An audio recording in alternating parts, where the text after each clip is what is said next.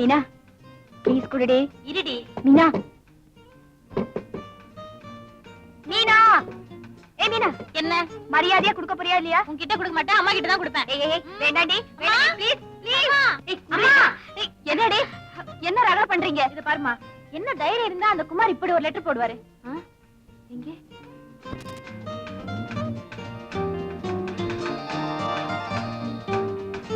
என்னம்மா என்ன எழுதிருக்காரு? குமார் அப்பா அம்மா கிட்ட பேசிட்டாரா, வெள்ளிக்கிழமை பொண்ணு பார்க்க வர்றாங்களா. அதான் பொண்ணை ஏற்கனவே பாத்துட்டாரு, அப்புறம் என்ன சம்பிரதாயம்? நல்லா இருக்கு. பெரியவங்க பார்த்து பேச வேண்டாமா? அப்பா வேற கோச்சிக்கிட்டு போயிட்டாரு, இந்த நேரத்துல வராங்களே. குடும்பம்னா குழப்பம் சண்டை பூசல் எல்லாம் வரத்தான் செய்யும். அதுக்காக நல்லது கெட்டதுல சேராமலேயே போயிட போறோம். உன் கல்யாணத்தை நடத்திட்டேன்னா ஒரு பெரிய பொறுப்பு தீரும். எப்படியாவது உன் கல்யாணத்தை நல்லபடியா நடத்திடுறேன்.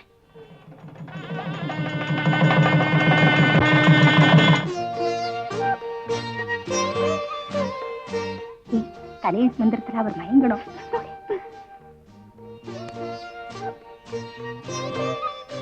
Sweet night sleep tight.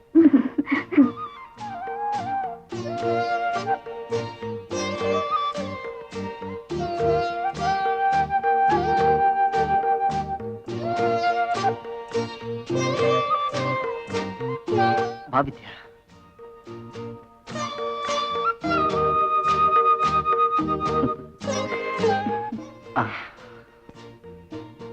வித்யா, இந்த ராத்திரிக்காக எத்தனை ராத்திரி கனவு கண்டு ஏங்கிக்கிட்டு இருந்தேன் தெரியுமா?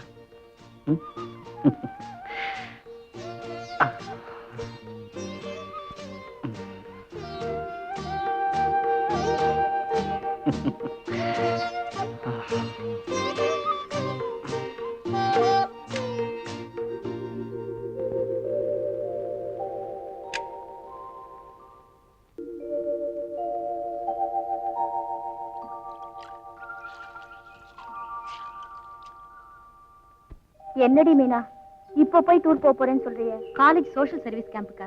போகாம இருக்க முடியாது. போனா திரும்பி வர ஒரு வாரம் ஆகுங்கிறேடி.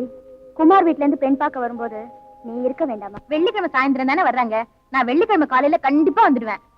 அப்புறம் ட்ரெயின் லேட் ஆயிடுச்சு, பஸ் மிஸ் ஆயிடுச்சுன்னு சொல்லக்கூடாது. கவலையே படாத, பொன் பார்க்க வரும்போது நீ எப்படி வெக்கப்படுறேன்னு பாக்காட்டாலும் உன்னோட அவரு உன்னை எப்படி திருட்டுத்தனமா பாக்குறாருன்னு பாக்குறதுக்காவது நிச்சயமா வந்துடுவேன்.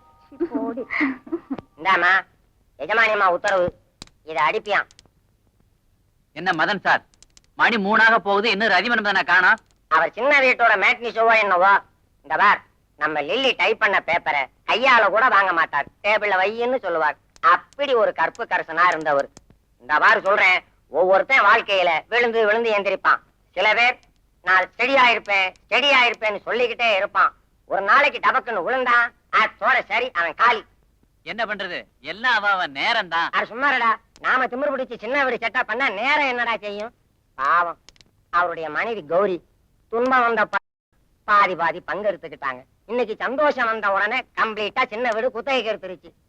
ஐயோ, நான் மாமாவா இருக்குது. என்னது மாமாவா?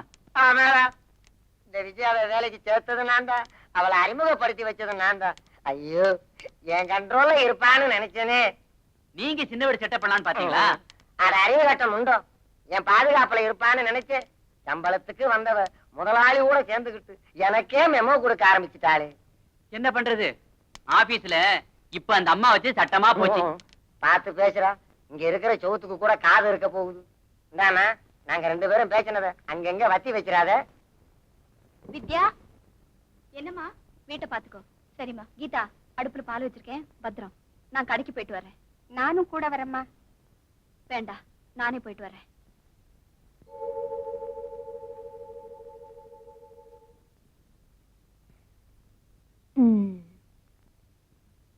என்னங்க, நான் காலைல மெட்டி போட்டுக்கவா? மெட்டியா? விஜய், வர வர நீ ரொம்ப சிம்பாலிக்கா போற.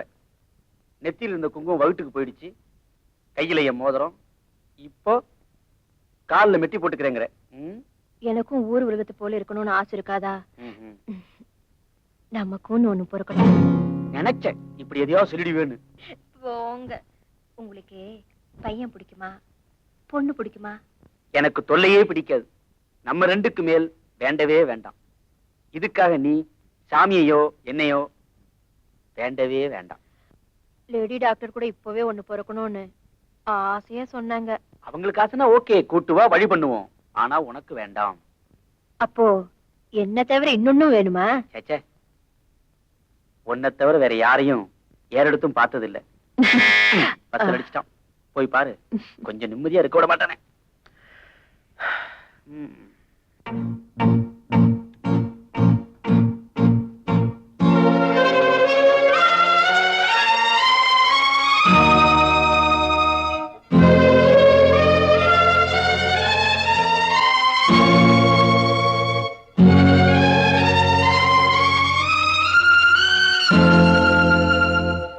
அவர் இல்லையா? நீங்க நான் அவருக்கு ரொம்ப வேண்டப்பட்டவங்க. உள்ள வாங்க வாங்க, உட்காருங்க.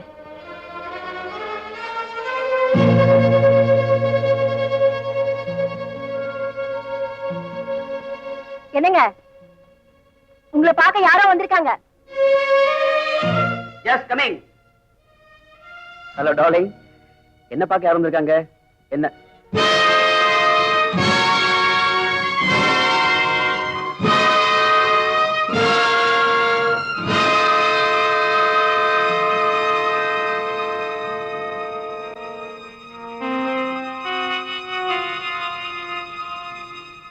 எதுக்காக இங்க வந்த?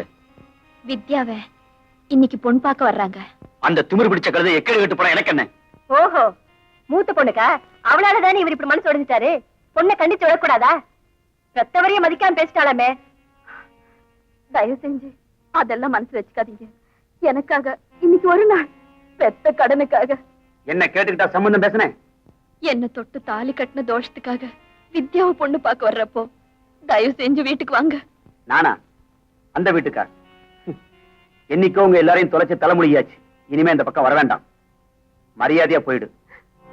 என்னங்க, என்ன இத பாருமா, புருஷ மனசு நோகிற மாதிரி நடந்துக்கிட்டு இப்ப வந்து கூப்பிட்டா எப்படி வருவாரு?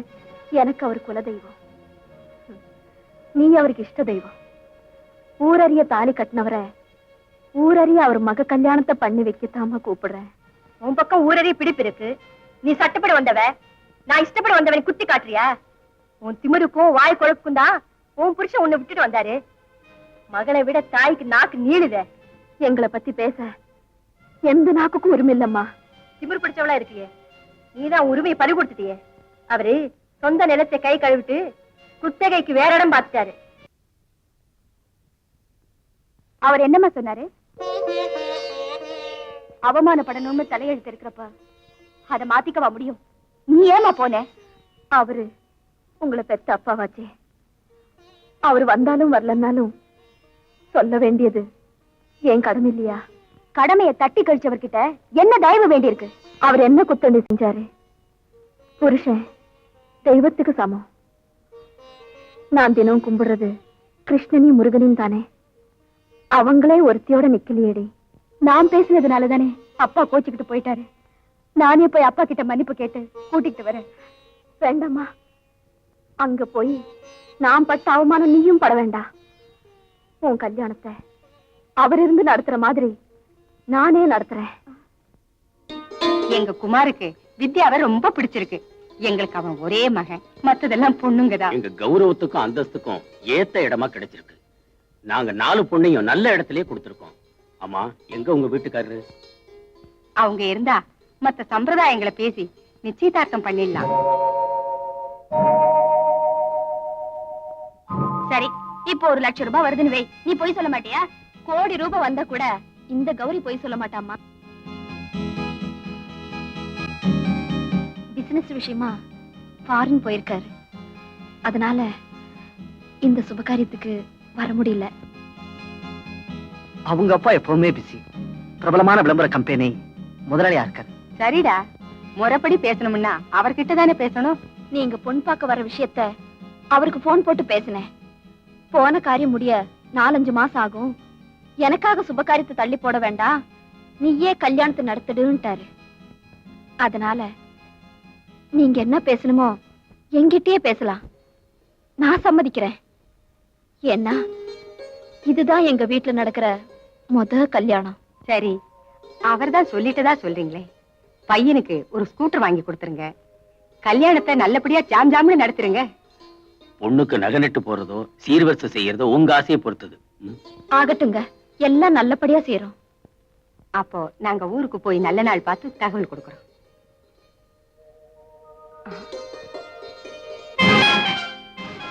அந்த போட்டோ பாருங்க. நாம பெங்களூர்ல பார்த்த அதே ஆளுல. ஆமா.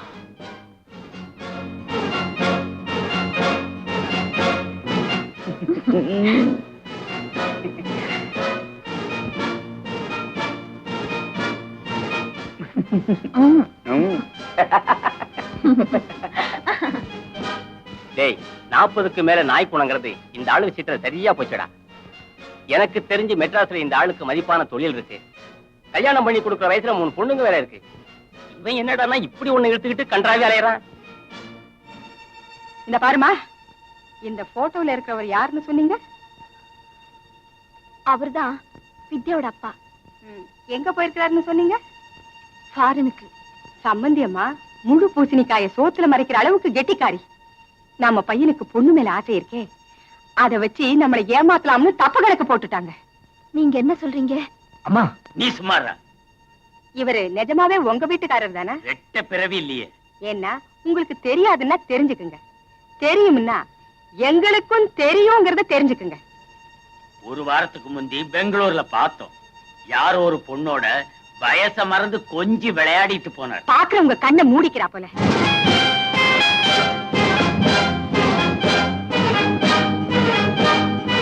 உங்களுக்கு உங்க கணவர் பெருசா இருக்கலாம், ஆனா எங்களுக்கு எங்க குடும்ப கௌரவம் தான் பெருசு. தெரிஞ்சு போய் சொல்றீங்களே, வெக்கமா என்ன உங்களுக்கு? உங்க பொண்ணு நல்லா இருந்தா போதும், என் பையன் தலை குடிஞ்சா பரவாயில்ல. அப்படித்தானே வித்யா? இதெல்லாம் உண்மையா? நான் கூசாம அம்மாவே போய் சொல்றப்போ மக மட்டும் ஆமா நான் ஒத்துக்க போறா? ஏதோ நல்ல குடும்பத்து பெண்ணா இருப்பேன்னு நினைச்சேன்.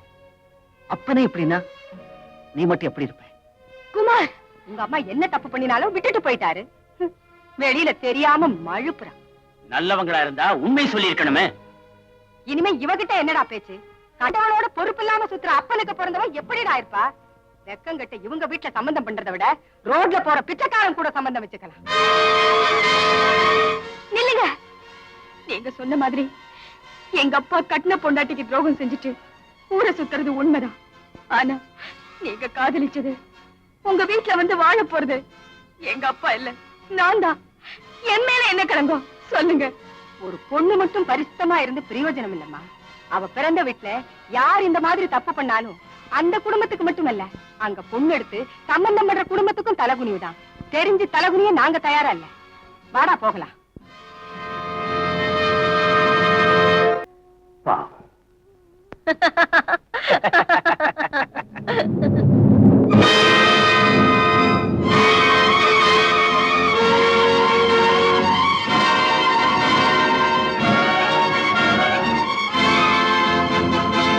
எங்க வந்த?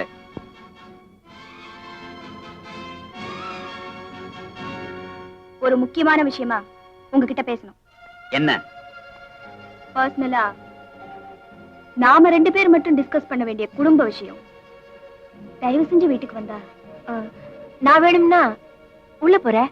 நோ, உனக்கு தெரியாம என்ன ரகசியம் வேண்டி கிடக்கு? இதுதான் உங்க மூத்த மகளா? அம்மா இருந்த வரைக்கும் அவங்க போட்ட வட்டத்துக்குள்ள நம்ம குடும்பம் சுத்திட்டு இருந்தது. இப்போ அம்மாவுக்கு அப்புறம் குடும்ப பொறுப்பை தாயத்தான் இழந்துட்டோம். தகப்பனையோ மானத்தையோ இழக்கலன்னு நாங்க நினைக்கிறோம். அதனால அப்பாவா பொறுப்பை நீங்க ஏத்துக்கிறீங்களா இல்ல நீ என்ன முடிவு எடுத்திருக்கிற? நீங்க சொல்ற முடிவை பொறுத்தது எங்க முடிவு. ஒரு தகப்பன்கிட்ட பேசுற மாதிரி பேசுமா? என்னமோ சட்டம் பேசுறியே. உங்க மக உங்க தயவுல இல்லைங்கிறத இன்டைரக்டா சொல்ற. புரியுதா? புரியுது. மகுடிக்கு கட்டுப்பட்ட பாம்பும் கசாப்பு கடைக்காரனை நம்பின ஆடும் புரிஞ்சா நடக்குது. இந்த குழப்பம் பூரா உன்னால வந்தது தானே. இவரை நீ எடுத்தறிஞ்சு பேசுற, அதான் உங்களை எடுத்தறிஞ்சிட்டாரு. ஏண்டி தெரியாம தான் கேக்குற? உங்க அம்மா ஒழுங்கா இருந்திருந்தா இவரே ஏண்டி என்கிட்ட வராரு? எங்க அம்மா பத்தி பேசுன உன் நாக்கு மட்டும் இல்ல உடம்பே அழுகிடும். நீ தரம் கெட்டவ. கிடைச்சவன மெத்தையில சுத்தி கிடைக்கிறத சுருட்டுற கேடு கெட்ட ஜென்மம் நீ. நீ யார எங்களை பத்தி பேசுற? யாரை சொன்ன? யார பத்தி எங்க வந்து பேசுறேன்? நாயே. பெத்தவருக்கு இல்லாத உரிமை வேற யாருக்குமே இல்ல. அடிக்கவும் ஆதரிக்கவும் அப்பா வேணும்னு தானே இந்த கேடு கெட்டவ வீட்டுக்கு படியேறி வந்த. ஆனா இவ பேச்சு கேட்டுக்கிட்டு என்ன அடிச்சிட்டீங்கல்ல. நிச்சயமா சொல்றேன், என்னைக்காவது ஒரு நாள் இவளாலே நீங்க வீதிக்கு வர வேண்டிய நிலைமை ஏற்படதான் போகுது. அப்படி ஒரு நிலைமை வந்தா நீ ஒண்ணும் கஞ்சி ஊத்த வேண்டாம். மரியாதை வெளியே போடி. அப்பான்னு நான் உங்களை தேடி வந்தேன். அதே மாதிரி மகளேன்னு நீங்க ஓடி வருவீங்க. அந்த காலம் வரும். வர்ற மாதிரி நான் வாழ்ந்து காமிப்பேன்.